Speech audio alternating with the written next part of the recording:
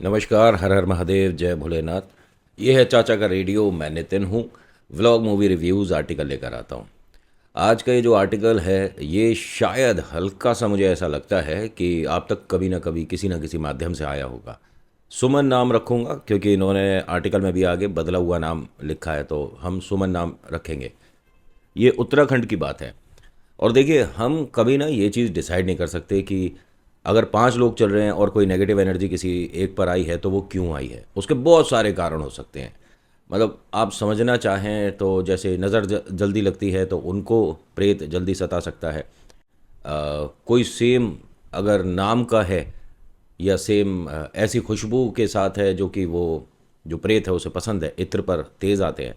आपके हाथों में जो मेहंदी अभी वो गीली है, आपके बाल अगर गीले हैं, ये कुछ चीज़ें हैं। मैं ये नहीं कहता कि 100% इसी की वजह से होता है, बट ये कह रहा हूँ कि कुछ परसेंटेजेस इसमें ज़्यादा रहती हैं अगर किसी पर कोई प्रेत आया है। बाकी टोटके पर पैर लगना, आपके नाम से किसी का कुछ पढ़ना, आपके पुराने कपड़े किसी के घर रह जाना, आपके बाल, आपका नाखून, आपका झूठा खाना पानी, ये सब जो चीज़ें हैं, ये प्रेत को इनविटेशन देने के लिए काफ़ी हैं। और ये तो सिर्फ थोड़ी सी चीज़ बताई है मैंने, ना जाने और कितने होते हैं। ये जो सुमन है, इनका बहुत समय से एक सपना रहा कि मुझे एक छोटा सा स्कूल, वो जो होता है ना, क्या कहते हैं उसे, प्लेवे, जिसके अंदर बहुत छोटे छोटे बच्चे होते हैं नन्हे मुन्ने से, उनको रखते हैं। थोड़ा उन्हें खाना पीना सिखाते हैं, थोड़ा उठना बैठना सिखाते हैं, थोड़ा चलना भी सिखाते हैं। फिर उसके बाद जब वो नन्हे से शेर बड़े हो जाते हैं तो वो बड़े स्कूल में चले जाते हैं। कभी जूनियर में जाते हैं, फिर वो सीनियर में जाते हैं, फिर कॉलेज जाते हैं, फिर दुनिया की भाग दौड़ में शामिल हो जाते हैं। ऐसे सुमन का बहुत सपना था। इनके पतिदेव देखिए पैसे से उतने ज़्यादा मजबूत नहीं थे, तो सुमन ने अपने हस्बैंड के साथ मिलकर 4 साल तक पैसे जोड़े। इसने भी जॉब किया और इनके हस्बैंड को कोई इशू नहीं था कि जॉब नहीं करनी चाहिए, आपको घर रहना चाहिए, आपको बच्चे संभालने चाहिए। सुमन की जो सास हैं, ससुर हैं, उन्होंने बहुत मतलब इसे ऐसा आज़ादी मिला गुड़िया को कि बिटिया है तू, हमारी बहू नहीं है, ठीक है, तू जा, बच्चे को हम संभाल लेंगे, कोई दिक्कत नहीं है। इसने पहला साल जब इनके बेबी हुआ था तब तो ये घर पर रही थी। उसके बाद धीरे धीरे धीरे धीरे करके इन्होंने पैसे जोड़े और कमाल की बात बताऊं, हाँ, 4 से 5 साल लगा था, इन्होंने फिर जॉब छोड़ दिया और आज तक जॉब नहीं कर रही हैं। इन्होंने ये ही बोला था कि बस मुझे इतने पैसे करने हैं जिससे हम एक छोटा सा, और 4 साल में ऐसा प्लेवे इन्होंने खोल लिया, ख़रीद लिया, ये कर लिया, वो कर लिया। मत लाइएगा दिमाग में, किराए का मकान और बाकी जो चीज़ें हैं वो खरीदनी है। समझ रहे हो? किराए का मकान खरीदना है। कोई 4 साल में इन्होंने कोई बंगला नहीं खरीद लिया आलीशान कहीं पर, कोई भी। समझ रहे हो? तो जैसी स्थिति यहाँ पर लिखी है वैसे ही मैं आपको बता रहा हूँ। इनके जो सास ससुर हैं, जब इनके पास पैसे इकट्ठे हो चुके थे और इन्होंने मकान वगैरह देखना शुरू कर दिया था, तो इन्हें हर जगह जहाँ भी मिल रहा था ऊपर वाला फ्लोर मिल रहा था, मतलब फर्स्ट फ्लोर। और ये चाहती थी कि बच्चों के लिए जो मैं ये प्लेवे खोल रही हूँ वो फर्स्ट फ्लोर नहीं होना चाहिए। भाई सीढ़ियाँ है, बालक आ रहा है जा रहा है, मन में डर सा रहेगा, पैर ना फिसल जाए, कुछ हो, तो मेरे को फर्स्ट फ्लोर नहीं चाहिए, मैं ग्राउंड फ्लोर पर ही देखना चाहती हूँ। इनके हस्बैंड ने भी कहा कि बात तो बिल्कुल ठीक है, क्योंकि भाई देखो नन्हे मुन्ने हैं, खेल खेल में एक दूसरे को धक्का ही दे दें। बहुत कोशिश करी, तकरीबन 3 महीने बीत गए, और जो मिले वो भाई साहब इनके बजट से बाहर चला जाए, इतना ज़्यादा महंगा। अब इन्हें समझ नहीं आ रहा। मम्मी पापा से कहती हैं कि मैं घर से ज़्यादा दूर भी नहीं जाना चाहती, कि बस पैदल पैदल का रास्ता हो, आसपास ही मिल जाए, मैं घर भी देख पाऊँ और मैं वो जो प्लेवे है वो भी देख पाऊँ। और प्लेवे का इन्होंने टाइम बड़ा कमाल का रखा था, जिसमें कि छोटे बच्चे सुबह उठ भी जाएं जल्दी से, ऐसा नहीं कि सुबह 6 बजे, 9 बजे से 3 बजे तक का था। और यहाँ कुछ वो पेरेंट्स भी आकर अपने बच्चों को छोड़कर जा सकते थे जो कि नौकरी करते हैं या कहीं घूमने जा रहे हैं, वो भी अपने बच्चों को छोड़कर जा सकते हैं और फिर वापसी में ले जाएंगे। और होता होगा ऐसा कुछ, जो लिखा है वही प्रस्तुत कर रहा हूँ, अपनी तरफ से कोई मॉडिफिकेशन नहीं है। अब सुमन ने, उनके हस्बैंड ने और सास ससुर ने, इनफैक्ट इनके देवर जी ने भी, सब ने बहुत मेहनत करा, कहीं कोई इनके बजट का मकान नहीं मिला। इनका फिर मन धीरे धीरे टूटने लग गया कि हो सकता है कि मेरी किस्मत ही ख़राब है, जिसकी वजह से पैसे होने के बावजूद हम मकान और मतलब अपना स्कूल नहीं खोल पा रहे। अरे आज नहीं तो कल बिल्कुल मिलेगा, बिल्कुल मिलेगा, परेशान मत हो, निराश मत हो। जब तूने 4 साढ़े 4 साल मेहनत करी है, पैसे जोड़े हैं तुम दोनों ने सिर्फ इसी चीज़ के लिए कि तुम्हें एक बार करके देखना है, कि ये व्यापार कैसा रहेगा। और देखो, व्यापार सुन के ना परेशान मत होना, क्योंकि मैं इसे व्यापार ही कहूँगा। इसके पीछे दो कारण है। पहला कि ये बच्चों के उज्जवल भविष्य के लिए कोई कॉम्प्रोमाइज़ तो नहीं कर रही है ना। हाँ, दो पैसे ही आएंगे इससे। और दूसरा, आज की डेट में आप जानते हैं कि एजुकेशन एक बहुत बड़ा बिजनेस मॉड्यूल बन चुका है, और इसमें कोई दो राय नहीं है। आप जानते हो, इसे मेरे को समझाने की ज़रूरत नहीं है ना। हर पढ़ाई का एक जो अमाउंट है ना, सोच कर देखिए क्या पहले ऐसा था, क्या पढ़ाई में इतने ज़्यादा चेंजेस आ गए कि इतना ह्यूज डिफरेंस आ गया है। कितना, खैर हम वहाँ कहाँ जा रहे हैं, किधर चल देता हूँ मैं बातों बातों में। आप भी मुझे टोक दिया करो नितिन, कहाँ चले गए थे तुम बीच में। आर्टिकल सुनाते सुनाते रिक्शा करके तुम तो पालिका के लिए निकल गए। होता क्या है कि यहाँ इनको जब इनके हिसाब का उतने पैसों में नहीं मिल रहा था, तो अब अपने सपने को छोड़ने की बात आ गई कि चलो छोड़ो, मैं नहीं करती, आप इन पैसों का कोई और इस्तेमाल कर लीजिए, घर में जो ज़रूरत का हो। नहीं नहीं, कुछ नहीं चाहिए। लेकिन इनके जो छोटे देवर साहब हैं, उसका 2 दिन बाद 3 दिन बाद जन्मदिन था। उसने कहा कि भाभी भैया, आप मुझे क्या एक सेकेंड हैंड मोटरसाइकिल दिलवा सकते हो।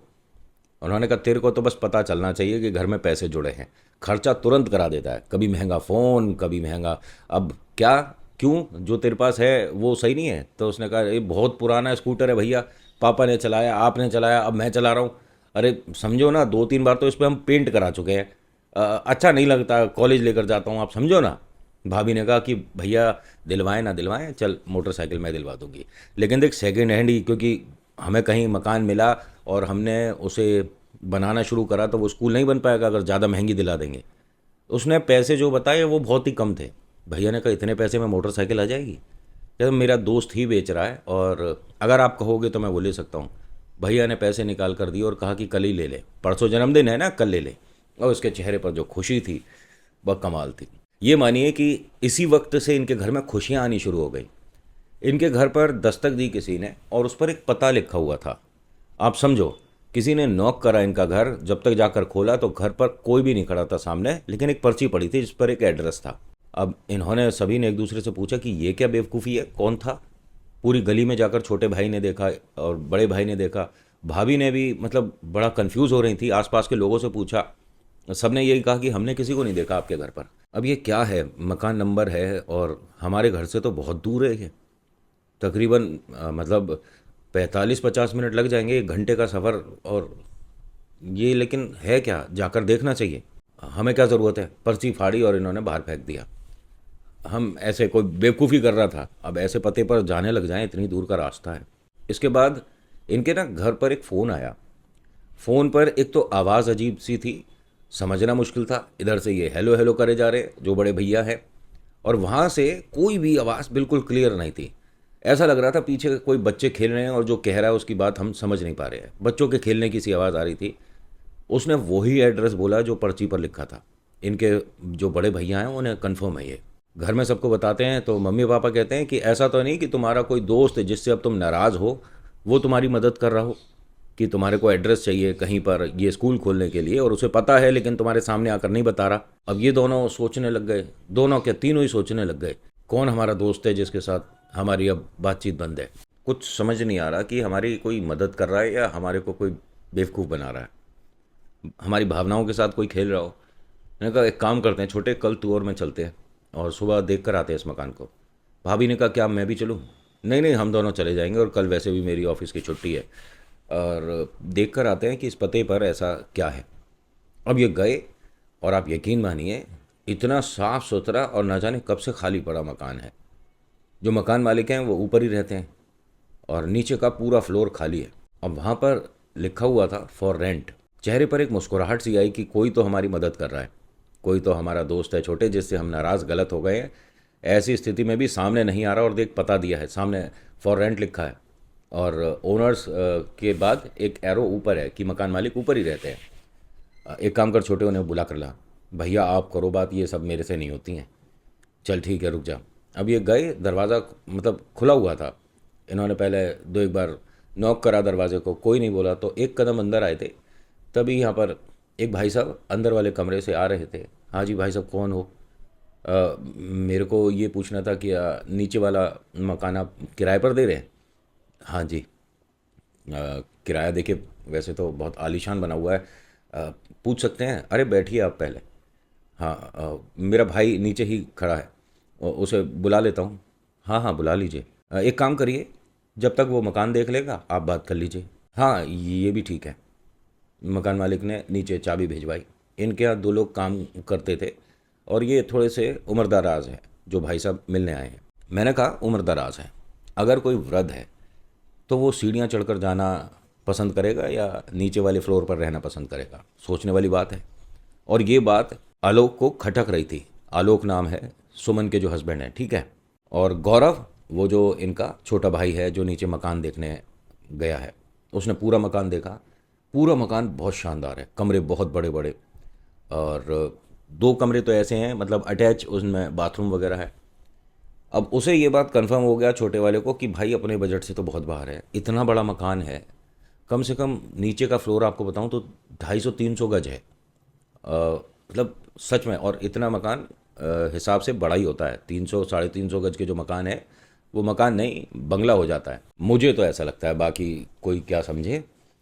क्योंकि बहुत से फिर कमेंट करने लग जाते हैं हमारा घर तो 1200 गज का है, हमारा तो 2000 गज का है। ठीक है, आपका 10 गज का हो कि 1000 गज का हो, मैंने कौन सा किराए पर जाकर रहना है? हैं, मैं तो जो कहानी में आया वो बता रहा हूँ, और मैं तो ऐसे ही बताऊंगा। मुझे बहुत से लोग कहते हैं "तुम जो कहानी बताया कर तो इधर उधर की बातें मत किया करना"। अपने से हो नहीं पा रहा, बहुत कोशिश कर ली, 4 कहानियाँ सुना ली, बिना इधर उधर की बातों के पेट में गुड़मुड़ होने लगती है। अब तो मैं सारी बातें करूँगा। अब तो मैं वो भी बताऊंगा कि आप कैसे कैसे ऐसी शक्तियों को अपने घर से, मतलब नेगेटिविटी को, प्रेत को अपने घर से, परिवार से दूर कैसे रख सकते हैं। कोई समस्या है तो बालाजी का वो कौन सा मंत्र है जो 11 बार पढ़ने के बाद आपकी लाइफ में ज़बरदस्त चेंजेस आ जाएंगे? हाँ हाँ, अभी बता दे नितिन। अच्छा। फिर तुम कहानी थोड़ी ना पूरी सुनोगे। बता दूंगा, मैंने कह दिया तो बता दूंगा, कह दई तो कह दई। फिलहाल कहानी पे आ जाओ, इधर उधर की बातों में फिर हम बहुत दूर निकल जाते हैं। फिर कहोगे नितिन कहाँ ग्रेटर क्लास निकल के टेम्पू में। ये जो भाई साहब हैं, ये सोच चुके थे छोटा भाई जो है अपने बजट के बाहर है। तो जितना मकान जैसे देखा इन्होंने, देखने के बाद बाहर आ गए, मोटरसाइकिल से टिक कर खड़े थे। बड़ा भाई ऊपर बात कर रहा था। इन्होंने अपने बड़े भाई को आवाज़ दी, भैया 1 मिनट सुनना भैया। 1 मिनट, मेरा भाई आवाज़ दे रहा है, मैं अंकल बात करके आता हूँ। हाँ हाँ, बात करो। वो फटाफट सीढ़ियों से नीचे उतरे कि अरे क्यों आवाज़ दे रहा है, मैं बात कर तो रहा हूँ। उन्होंने कहा बाइक पे बैठो और चलो। चलो क्यों, मकान ठीक नहीं है? करे ठीक भैया, जिसमें हम रहते हैं उससे तो दुगना तिगना बड़ा मकान है, इतनी दूर है। और भाभी यहाँ पर अकेले कैसे आएंगी? और ये समझो तो सही, इतनी दूर और अपने बजट के बाहर है। सबसे बड़ी बात, बहुत महंगा होगा। अंदर पूरे में तो मार्बल और ऐसा लग रहा है इटालियन सब कुछ लगा हुआ है भैया। अच्छा तो रहने दो, बिल्कुल रहने दो, अपने बजट से 100% बाहर जाएगा। मकान मालिक की एक आवाज़ आती है, आपका बजट क्या है? आप बताइए आप कितने में घर देख रहे हैं? अब इन्होंने दोनों ने ऊपर देखा कि सॉरी आप बुरा मत मानिएगा, लेकिन हम कोई पूरी फैमिली शिफ्ट नहीं हो रही, हम बस प्ले वे खोलना चाहते हैं। उन्होंने कहा बिल्कुल खोलिए ना। आप कितना सोच कर चल रहे थे किराया? देखिए, घर देखने से पहले हमारे दिमाग में जो किराया था वो इतना रुपया था, एग्जाम्पल के तौर पे, कि महीने के हम 5-6 हज़ार रुपये 7 हज़ार रुपये दे सकते हैं किराए के। लेकिन इसको देखकर तो ऐसा लगता है 40-50 हज़ार किराया होगा इस मकान का। अपने बजट से बाहर है अंकल जी, हम सॉरी आपका समय ख़राब किया। उन्होंने कहा बेटा 2,500 रुपये में ठीक है। अब ये बात समझ नहीं आ रही भाई साहब, 250-300 या 350 गज का मकान, पूरा फर्निश्ड, बेहतरीन। फर्निश्ड का मतलब जो बाहर वाला ड्राइंग रूम है उसके अंदर सोफ़ा डाइनिंग टेबल वगैरह थी। ऐसा नहीं कि हर कमरे में बेड वगैरह सब है। अंकल कितने पैसे बोल रहे हो आप? बेटा देखो, तुमने कहा है कि प्ले वे खोल रहे हो, बच्चे खेलेंगे उनके साथ, कभी कभी हम दोनों भी बुढ़े बुढ़िया नीचे आकर बैठ जाएंगे, देखेंगे, मजाक होगा, मतलब हमारा समय थोड़ा बीत जाएगा। आप क्या कहते हो? हाँ ठीक है, लेकिन आप पक्का हो? उन्होंने कहा हाँ, आप लोग यहाँ पे रहोगे नहीं? अब छोटे से कहते हैं कि भाई ये इतनी दूर वो रोज़ आएगी, अपने आप जाएगी, कैसे करेगी? भाई उसे स्कूटर वगैरह अगर हम दिलाते हैं तो उसे अभी चलाना नहीं आता और मन में डर बैठा रहेगा। भैया एक काम करो, आप और भाभी कुछ समय के लिए इधर शिफ्ट हो जाओ। नहीं नहीं, हम परिवार से अलग कैसे रह सकते हैं? फिर मैं शिफ्ट हो जाता हूँ, या मम्मी पापा मैं हम सब यहाँ शिफ्ट हो जाते हैं, इतना बड़ा मकान है, सुंदर है, आलीशान है। हाँ ये हो सकता है। और फिर अपने मकान का क्या करें? अपने मकान को भैया हम किराए पर दे देते हैं। बाबूजी क्या? हाँ हाँ कर सकते हो, मैंने सुना है आप सब यहाँ आ सकते हो। कम से कम 6 कमरे हैं नीचे, और 6 कमरे काफ़ी हैं। उन्होंने कहा नहीं काफ़ी तो बहुत ज़्यादा है, लेकिन मैं पहले अपने घर वालों से पूछूंगा, उसके बाद आपको आकर बताता हूँ। इन्होंने कहा ठीक है जी, आपको जैसा अच्छा लगे। अब ये दोनों यहाँ से अपने घर आते हैं, घर पे आने के सारी बात बताते हैं। माता पिता मना कर देते हैं कि नहीं बेटा, ना तो हम ये जगह छोड़कर जाना चाहते, क्योंकि यहाँ बरसों से हैं, बाहर निकलते के साथ ही बात होती है, लोग मिलते हैं, एक दूसरे को जानते हैं, सुख दुख में न जाने कब से साथ हैं। 35-40 साल हो गया यहाँ पर। तुझे जो मेहनत करनी है, घर बड़ा करना है, वो यहीं पर कर ले, बराबर वाला पीछे वाला जो अगर बिकता हो तो उसे, लेकिन कहीं जाने की मत कह, हमसे ना हो पाएगा, हम नहीं जा पाएंगे। भाभी ने भी मना कर दिया कि नहीं, मैं अकेले नहीं जाकर रहूँगी, और कोई छोटा, तू भी नहीं जाएगा अकेला, छोटा बेटा जैसा है हमारा, ये कैसे चला जाएगा अकेले, खाने पीने की कैसे व्यवस्था करेगा। अब कोई नहीं जाएगा तो क्या तुम रोज़ जाओगी, अप डाउन करो, कैसे करोगे। उसने कहा फिर छोड़ दो ना, इतनी दूर क्यों जाना। इनका दरवाज़ा खटखटाया किसी ने।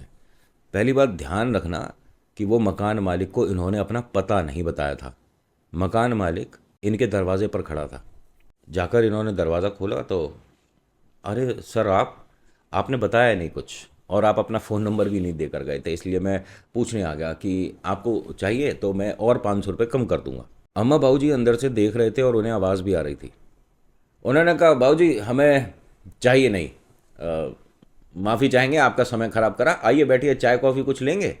उन्होंने कहा नहीं नहीं कुछ नहीं, और आप सोच लीजिए, एक बार और कह रहा हूँ, अगर आपको चाहिए तो बहुत बढ़िया आपको मिल सकता है जगह, इतने पैसों में वैसे तो मिलेगी नहीं, और आपका घर तो बहुत छोटा है, आप सब लोग वहाँ रहिए ना, जो मेरा घर है बड़ा घर। उन्होंने कहा नहीं बाबूजी हमें नहीं चाहिए। पक्का? जी जी बिल्कुल पक्का। आप अगर कुछ खाना पीना चाहते हैं तो प्लीज़ बैठिए, अन्यथा हम पूरा परिवार अभी कहीं जा रहे थे और हम लेट हो रहे हैं। उन्होंने हाथ जोड़ा और यहाँ से चलने लगे। जब वो बाहर गए, दरवाज़ा बंद किया, बाबूजी ने अपने बेटे को बुलाया कि एक काम कर, इधर आ, अभी जा दोबारा दरवाज़ा खोलकर दाएं बाएं पूरी गली देख, के आदमी दोबारा दिखता है क्या। लेकिन पापा वो वृद्ध हैं, एकदम गायब तो हो नहीं जाएंगे। अरे तू देख ले जाकर जो मैं बोल रहा हूँ। अब ये भागा हुआ गया, दरवाज़ा खोलकर दाएं बाएं देखा, वो आदमी नहीं मिला। ये शायद कहीं चले गए होंगे पापा। नहीं नहीं वो गया कहीं नहीं, और तुम समझ रही हो। उन्होंने कहा हाँ मुझे ऐसा लगा तो, क्योंकि उनके आते के साथ ही जैसे ही वो कमरे में आए थे, बहुत तेज़ महक आई है। मतलब जैसे कोई इत्र की पूरी शीशी फैल गई हो, और उसमें से जो गज़ब की खुशबू जो आती है ना। नहीं हमें तो कोई नहीं आई, ना तो इनको आई सुमन को, ना सुमन के जो पतिदेव हैं उनको, ना इनके देवर को, किसी को कोई महक नहीं आई। लेकिन जो अम्मा बाबूजी हैं घर में, जो वृद्ध हैं, दादी बाबा, उनको तुरंत आ गई थी।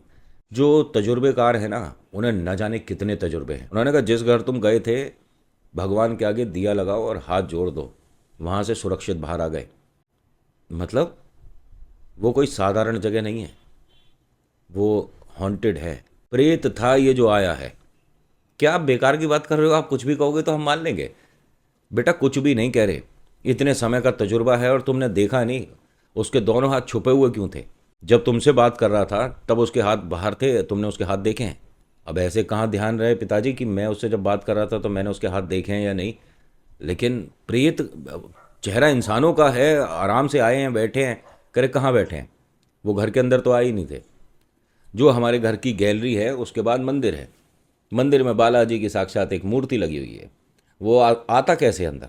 नहीं भूत प्रेत कह रहे हो आप। उन्होंने कहा हाँ, और जिस घर तुम गए हो ना, वहाँ पर तुम्हारे को कोई आदमी मिला था, और वो सब तुम्हारी आंखों का भ्रम था। पिताजी ये आप मत कहिए, क्योंकि छोटा ये खड़ा सामने, बता दे तू। अरे पिताजी आप कैसी बातें कर रहे हो, मैं पूरे घर में नीचे घूम कर आया हूँ, उन्होंने चाबी दी थी, बहुत ज़बरदस्त। और बाहर के कमरे में बड़ा सोफ़ा डला हुआ है, सामने डाइनिंग टेबल है, और पूरा घर ऐसा फर्निश्ड गजब का। कल जाकर देख लियो कितना गजब का है। अब भाई साहब रात को इन्हें नींद ना आए, और इसे भी नींद नहीं आती जब तक मेरी वीडियो के अंदर सीटियाँ ना बजाए। और अब तो आपको आदत हो गई होगी, अब तो आदत से ये क्या कर रहा था मैं। अभी यहाँ पर 4-5 डिसलाइक आ जाएंगे, कोई बात नहीं, डिसलाइक से पाप लगता है। बैक टू द कहानी। होता क्या है, अच्छा आपने अभी तक सब्सक्राइब कर रखी नहीं, वैसे ही सुन रहे हो। अच्छा ऐसे ही सुनोगे, सब्सक्राइब नहीं करोगे। अच्छा ज़मीन पर ऐसे अंगूठा लगा के एक टीका खींच रखा है तुमने कि कसम है धरती मैया की, सब्सक्राइब तो नहीं करेंगे अब। चाहे तू कितनी अच्छी कहानी सुना ले, कुछ भी कर ले, कैसे माइक ले ले, कोई सही कैमरा ले ले, लेकिन सब्सक्राइब नहीं करेंगे। अगर मैं तुम्हारे घर आकर तुम्हारा हाथ पकड़ के ऐसे सब्सक्राइब कराने लग जाऊं तो भी तुम पूरी जी जान लगा के हम नहीं होने देंगे, ऐसा कुछ सोच के चल रहे हो क्या? अरे कर दिया करते हैं सब्सक्राइब, आई बात समझ में? और ऐसे कौन कहता है मतलब कि सब्सक्राइब तो गलत बात है, फिर भी हमने तो कह दी। अगले दिन सुबह दोनों भाई इस मकान को देखने के लिए आए थे। पहली बात तो ये मकान पूरा अभी बना नहीं है, अभी कंस्ट्रक्ट हुआ नहीं है। वो जो लाल ईंट होती है और सीमेंट होता है उस तरह का है, लेंटर पड़ा है दोनों फ्लोर पर और अभी बना नहीं है। मतलब सीमेंट, पेंट, नीचे मार्बल, फर्नीचर, बहुत दूर की बात है, अभी मकान पूरा नहीं बना। सामने कोई गेट नहीं है, सामने कोई भी गेट नहीं है, खाली जगह है छोड़ी हुई, अभी बन रहा है ना। तो पड़ोस से पूछते हैं आकर, भाई साहब एक मिनट, ये मकान उन्होंने कहा हाँ जी बताइए, ये कंप्लीट नहीं है। उन्होंने कहा आप अपनी आंखों से देख तो रहे हो, कहाँ है कंप्लीट? कह रहे ऊपर जो बाबूजी रहते थे। कह रहे भाई साहब मकान तो बनने दो, तभी तो बाबूजी आकर रहेंगे। छोटे वाले से कहा कि तू इस मकान में अंदर गया था? हाँ भैया गया था, 100% गया था।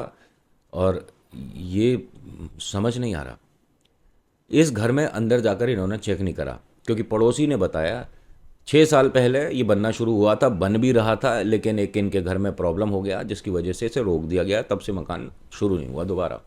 ये दोनों भाई सीधा यहाँ से घर आए, अपने मम्मी पापा को बात बताई, और जैसे ही सुमन जी ने भी बात सुनी, सुमन जी के भी मन में यहाँ डर बैठ गया। सुमन जी कहती हैं कि अच्छा हुआ कि पिताजी के सामने वो आया और माताजी पिताजी ने उसे पहचान लिया, नहीं तो गलती से अगर वहाँ प्लेवे खुल गया होता तो ना जाने बच्चों के साथ कोई समस्या।